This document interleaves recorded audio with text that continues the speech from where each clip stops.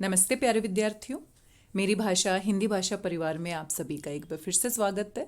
आज हम जैसा कि आप स्क्रीन पर देख पा रहे हैं संधि के बारे में बात करेंगे और विशेष रूप से हम स्वर संधि और उसके भेदों के बारे में जो नियम हैं उनके ऊपर बातचीत करेंगे।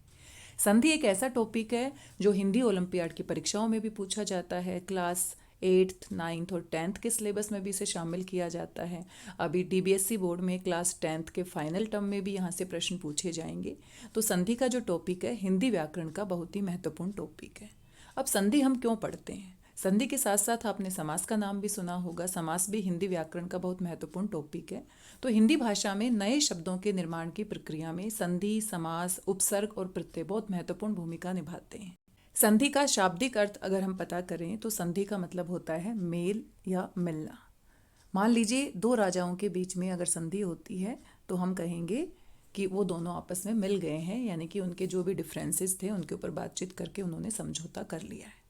तो ये तो रियल लाइफ में संधि है, मिलना, समझौता करना। लेकिन व्याकरण की अगर हम बात करें तो दो शब्दों के बीच में समझौता होता है। अब दो शब्द जब बिल्कुल पास में आएंगे तो ऐसा तो नहीं है कि एक शब्द डोमिनेट करेगा या दूसरा शब्द डोमिनेट करेगा। दोनों जब पास में आएंगे तो दोनों म्यूचुअल अंडरस्टैंडिंग से कुछ ना कुछ बदलाव करेंगे। अब मान लीजिए मेरा कोई दोस्त है, हम दोनों संधि करना चाहते हैं। अगर हमारी पहले कोई लड़ाई हुई है, कोई डिस्प्यूट हुआ है, तो कुछ बातें मैं उसकी मान सकती हूँ, कुछ बातें वो मेरी मान सकता है। तो ये एग्रीमेंट जो होता है और इस एग्रीमेंट के बेस पर हमारी संधि होती है। तो ऐसे ही आप हिंदी व्याकरण में भी समझ सकते हैं कि जब हम दो शब्दों को अगर जोड़ेंगे या दो शब्दांश को जोड़ेंगे तो उन दोनों में समझौता करने के लिए थोड़ा बदलाव होगा। और ये बदलाव किस तरीके से होता है? मान लीजिए हमारे पास दो शब्द है पर जमा उपकार। अब इन दोनों की हम संधि करवाना चाहते हैं तो इनमें कुछ नियम के अनुसार इनमें हम बदलाव करेंगे। कहाँ पर बदलाव करेंगे? जो पहला हमारा शब्द है उसके अंत में हम देखेंगे कि र के साथ अ मिला हुआ होता है। हम सभी जानते हैं व्यंजन स्वरों की सहायता से बोले जाते हैं और जिस पर कोई मात्रा नहीं होती उसमें अ होता है। और यहाँ पर हमारा क्या है? छोटा ऊ। और इन दोनों को जब हम पास में लेकर आएंगे, कुछ नियम से जब ये समझौता करेंगे तो यहाँ पर क्या होगा? बदलाव होगा।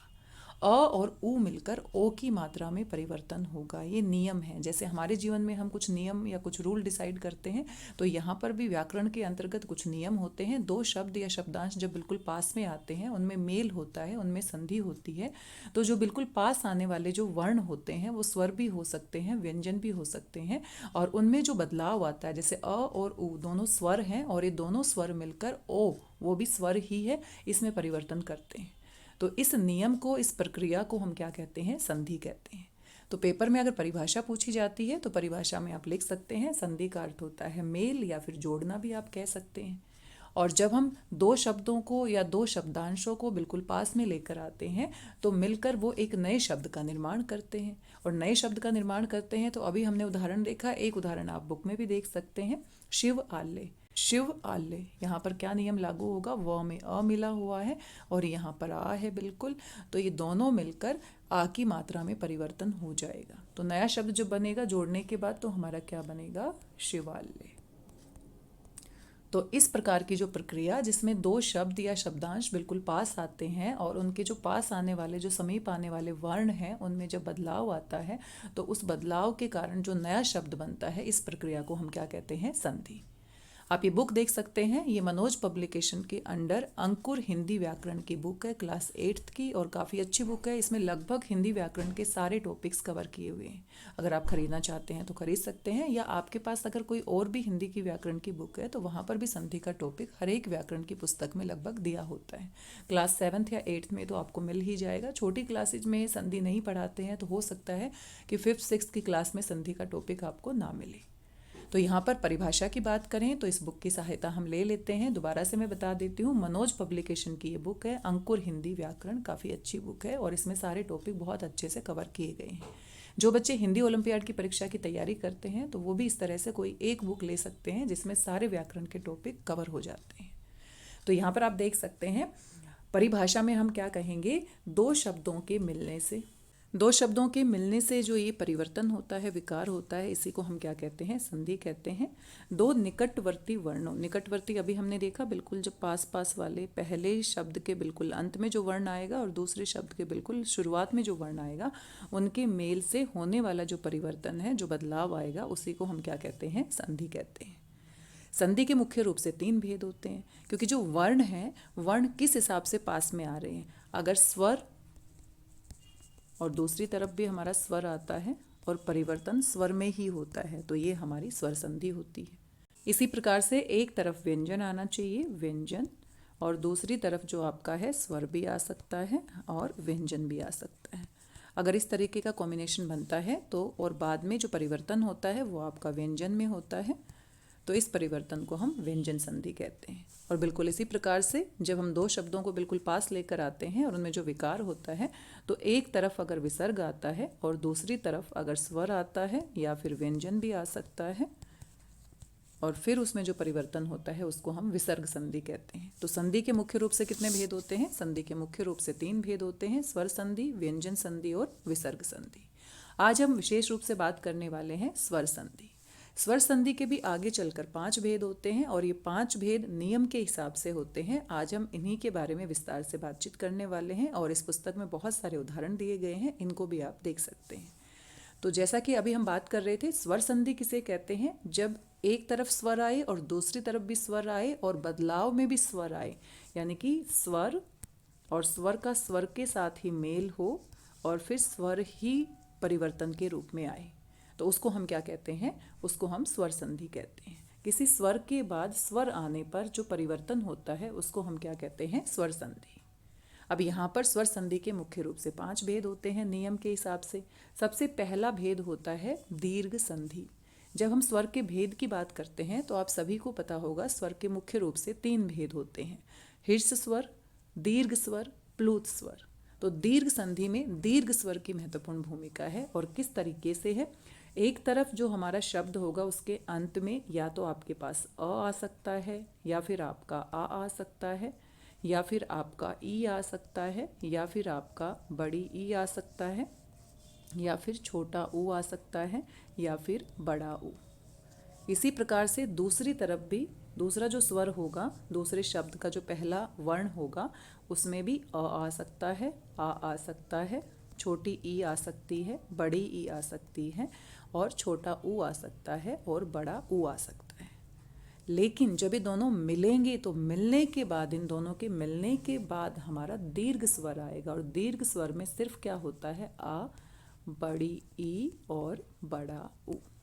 तो इस तरीके का जो नियम लगेगा, जो परिवर्तन होगा, जिसमें आपका एक तरफ कोई भी स्वर आ सकता है, अ आ ई ऊ, और दूसरी तरफ भी आपका अ आ ई ऊ, यानी कि अ का अ के साथ कॉम्बिनेशन बन सकता है, अ का आ के साथ भी बन सकता है। अब इस नियम में एक तरफ तो इसमें से कोई भी आ सकता है, दूसरी तरफ इनमें से कोई आ सकता है, लेकिन कॉम्बिनेशन कैसे बनेगा कि कहाँ पर आ की मात्रा में परिवर्तन होगा, कहाँ पर ई की मात्रा में परिवर्तन होगा, और कहाँ पर बड़े ऊ की मात्रा में परिवर्तन होगा।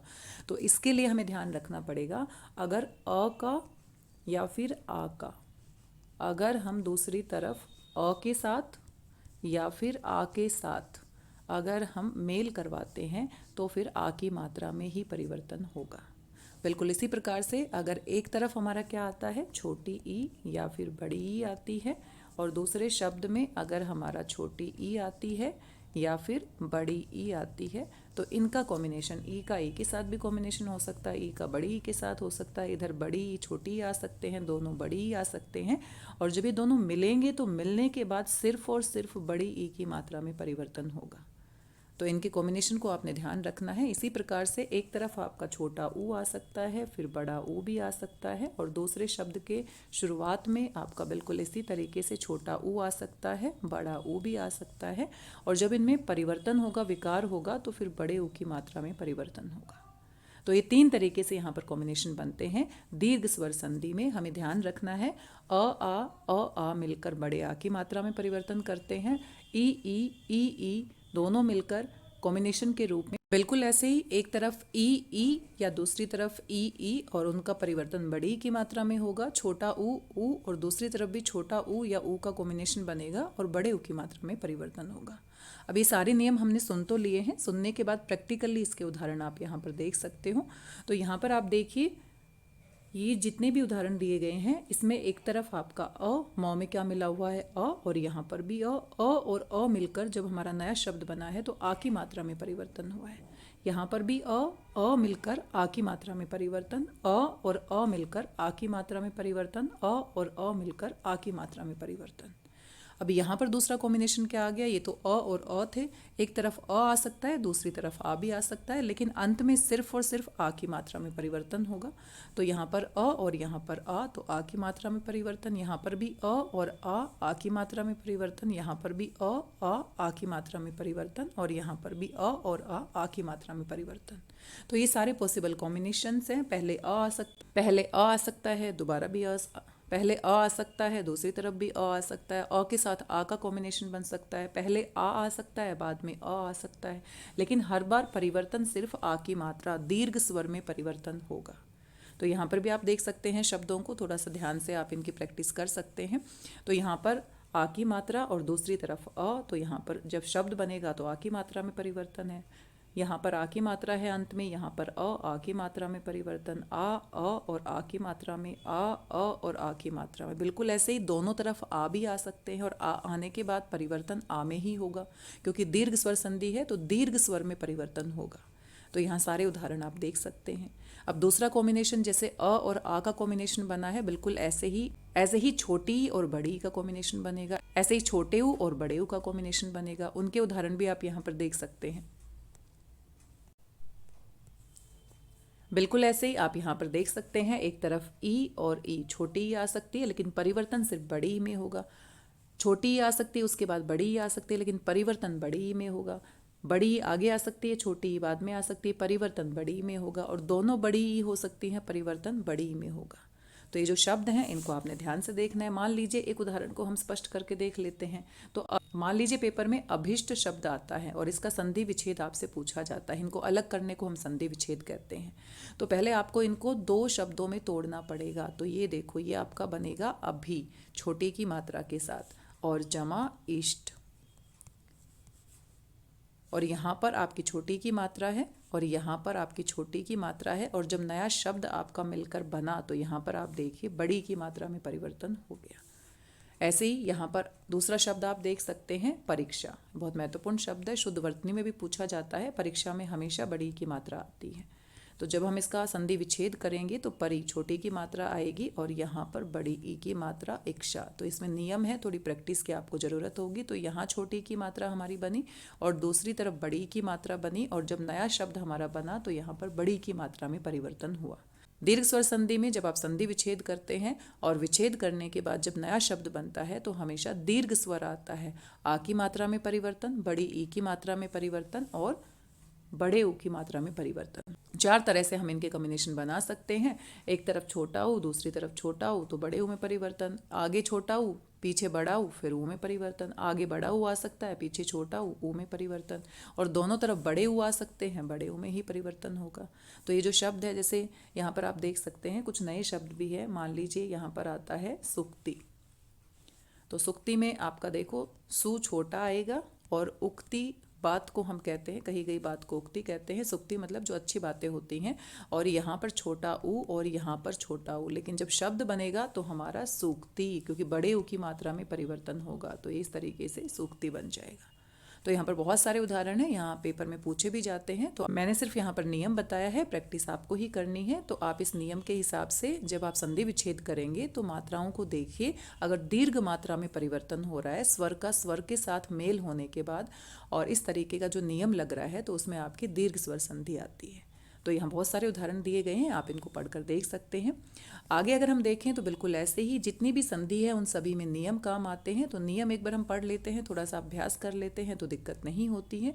तो बिल्कुल जैसे हमने दीर्घ स्वर संधि के नियम पढ़े हैं, बिल्कुल ऐसे ही गुण स्वर संधि के भी नियम होते हैं। अब गुण स्वर संधि में आपका जो नियम होगा वो किस तरीके से आएगा, एक तरफ आगे जो आपका शब्द आएगा उसमें या तो अ आ सकता है या फिर आ सकता है, और दूसरी तरफ जो आपका स्वर आएगा, क्योंकि स्वर संधि है तो दोनों तरफ ही स्वर आएंगे, स्वर में ही विकार उत्पन्न होगा। तो एक तरफ अ और आ सकता है और दूसरी तरफ आपका क्या आ सकता है, ई बड़ी ई भी आ सकती है। इनके कॉम्बिनेशन बनाएंगे, जैसे पहले हमने देखे हैं, छोटा ऊ भी आ सकता है, बड़ा ऊ भी आ सकता है और री ऋषि भी आ सकता है। अब आप देखिए, एक तरफ अ का ई के साथ कॉम्बिनेशन बन सकता है या आ का ई के बड़ी ई के साथ कॉम्बिनेशन बन सकता है। तो अगर आपका आ का छोटी ई और बड़ी ई के साथ कॉम्बिनेशन बनता है तो परिवर्तन एक ही मात्रा में होगा। अगर अ और आ का मेल आपका ऊ और बड़े ऊ के साथ होता है तो ओ की मात्रा में परिवर्तन होगा। और अगर आ का री ऋषि के साथ मेल होता है तो अर यानी कि ऊपर र में आपका परिवर्तन होगा।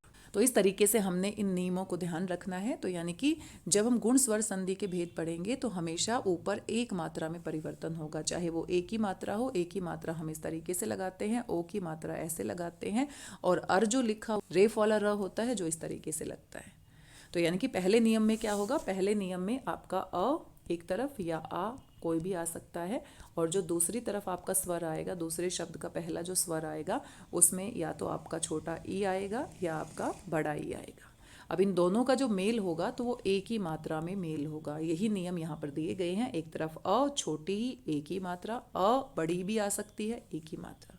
अ के स्थान पर यहाँ पर पहले आ भी आ सकता है, यहाँ पर भी आ सकता है। एक उदाहरण हम यहाँ पर देख सकते हैं। मान लीजिए देवेंद्र है, तो देवेंद्र जो शब्द है अगर हम उसका संधि विच्छेद करेंगे तो देव जमा इंद्र। अब इसमें नियम देखिए, यहाँ पर अ और यहाँ पर इंद्र यानी कि ई है, और दोनों में जब हमारा शब्द बना देवेंद्र, देवेंद्र, तो यहाँ ये जो मात्रा है देवेंद्र, ये किसकी मात्रा है, एक ही मात्रा। तो परिवर्तन यहाँ पर किस में हो गया, एक ही मात्रा में। बिल्कुल ऐसे ही अ और आ के सामने अगर हमारा ऊ और बड़ा ऊ आ जाता है तो परिवर्तन ओ की मात्रा में होगा। यहाँ पर सभी कॉम्बिनेशन के उदाहरण दिए गए हैं। आप थोड़ा सा अभ्यास करोगे तो आसानी से आप इनकी पहचान कर लोगे। तो एक तरफ आ भी आ सकता है, फिर छोटी और बड़ी के साथ कॉम्बिनेशन बनेगा, लेकिन आपका अंत में क्या आएगा, एक ही मात्रा। तो इन सभी में आप देख लीजिए एक ही मात्रा, सब में एक ही मात्रा लगी है। तो आपको संधि विच्छेद करना पड़ेगा, संधि विच्छेद करके उसका नियम पहचानना पड़ेगा, और फिर आप पता लगा सकते हैं कि ये गुण स्वर संधि है। अब दूसरा जो कॉम्बिनेशन है उसमें अ और आ सकता है, और लास्ट में आपका छोटा ऊ और बड़ा ऊ आएगा। दोनों पॉसिबल कॉम्बिनेशन बन जाएंगे, लेकिन हमेशा मात्रा कौन सी आएगी, ओ की मात्रा। ऊ और ऊ के साथ आपकी ओ की मात्रा का कॉम्बिनेशन बनेगा। यहाँ पर बहुत सारे उदाहरण दिए गए हैं और यहाँ से पेपर में पूछे भी जाते हैं। तीसरा जो आपका कॉम्बिनेशन है वो री ऋषि के साथ बनेगा। तो री ऋषि के साथ भी अ आ सकता है, आ सकता है, री ऋषि लास्ट में आएगा और फिर र आपका ऊपर जाएगा। मान लीजिए यहाँ पर राजर्षि शब्द दिया गया है, तो ये आपका राज और ऋषि, ऋषि। तो यहाँ पर अ की मात्रा है और यहाँ पर री है। तो अभी हमने देखा है एक तरफ अ या आ हो सकता है और दूसरी तरफ री का कॉम्बिनेशन बनता है, और जब शब्द हमारा बना तो क्या बना, राजर्षि। तो ये ऊपर र में परिवर्तन हो गया, ये आप देख सकते हैं राजर्षि। तो यानी कि इसको र की बजाय यहाँ पर क्या लिखा हुआ है, अर, क्योंकि अ भी इसमें मिला हुआ होता है आगे, तो ये अर में परिवर्तन हो गया है। तो ये नियम आपके किसके नियम थे, गुण संधि में। गुण संधि में आप इतना ही ध्यान रखिए, या तो एक ही मात्रा में परिवर्तन होगा, या ओ की मात्रा में परिवर्तन होगा, या फिर आपका ऊपर र की मात्रा में परिवर्तन होगा। इसी प्रकार से अगर हम आगे बढ़ते हैं तो आगे हमारी वृद्धि संधि है, और वृद्धि संधि में हमारी यानी मात्राओं की वृद्धि हो जाती है, बढ़ोतरी हो जाती है। तो इसमें हमारा कॉम्बिनेशन कैसे बनेगा, एक तरफ आपका अ आ सकता है, आ भी आ सकता है, और दूसरी तरफ जो हमारा शब्द होगा उसके बिल्कुल शुरुआत में आपका क्या आएगा, या तो आपका ए आएगा, या फिर आपका बड़ा ए आएगा, या फिर आपका ओ आएगा, या फिर आपका बड़ा ओ आएगा, ओ औ। इस तरीके से अगर ये आ जाते हैं तो फिर आपका परिवर्तन किस में होगा, परिवर्तन हमेशा बड़े एक ही मात्रा में और औ की मात्रा में परिवर्तन होगा। वृद्धि, वृद्धि यानी कि मात्राओं की बढ़ोतरी। तो बड़े एक ही मात्रा इस तरीके से दो मात्राएं लगती है, दो मात्राओं से भी आप याद कर सकते हैं, और औ की मात्रा इस तरीके से लगती है। तो यहाँ पर भी वैसे ही पॉसिबल कॉम्बिनेशन आप इमेजिन कर सकते हैं। आ और ए के साथ जब कॉम्बिनेशन होगा तो बड़े ए में परिवर्तन होगा। आ का जब ओ औ के साथ कॉम्बिनेशन होगा तो औ में परिवर्तन होगा। यहाँ पर बहुत सारे नियम दिए गए हैं, यहाँ पर बहुत सारे उदाहरण दिए गए हैं, आप इनकी प्रैक्टिस कर सकते हैं। वीडियो काफ़ी लंबा हो जाता है, तो बाकी जो स्वर संधि के भेद बच गए हैं उनके बारे में हम अगले वीडियो में बातचीत करेंगे। उसके बाद हम व्यंजन संधि और विसर्ग संधि के बारे में भी थोड़ी सी बातचीत करेंगे। आशा करती हूँ संधि के बारे में आपको जानकारी मिली होगी, आपको जानकारी पसंद आई होगी। मिलते हैं अगले वीडियो में किसी और महत्वपूर्ण जानकारी के साथ। तब तक स्वस्थ रहिए, व्यस्त रहिए, मस्त रहिए और खुश होकर अभ्यास करते रहिए। धन्यवाद, बहुत बहुत धन्यवाद।